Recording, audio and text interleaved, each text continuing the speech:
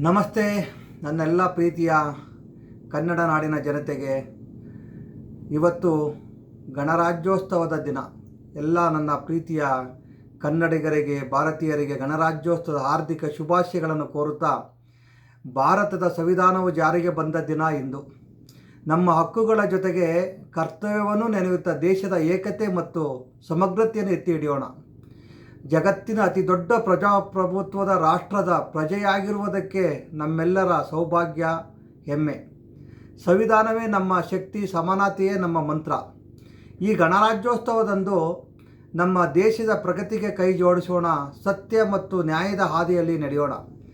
ವೈವಿಧ್ಯತೆಯಲ್ಲಿ ಏಕತೆಯನ್ನು ಸಾರುವ ನನ್ನೆಲ್ಲ ಭಾರತೀಯ ಬಾಂಧವರಿಗೆ ಮತ್ತೊಮ್ಮೆ ಮುಗಿದೊಮ್ಮೆ ಗಣರಾಜ್ಯೋತ್ಸವದ ಹಾರ್ದಿಕ ಶುಭಾಶಯಗಳು. ಜೈ ಭಾರತಾಂಬೆ, ಜೈ ಹಿಂದ್, ಜೈ ಭುವನೇಶ್ವರಿ ತಾಯಿ. ನಮಸ್ತೆ.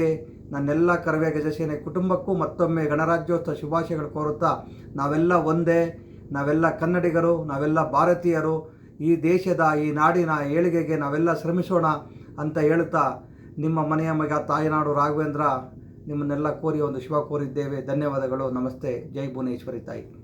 ಎಲ್ಲರಿಗೂ ನಮಸ್ಕಾರ.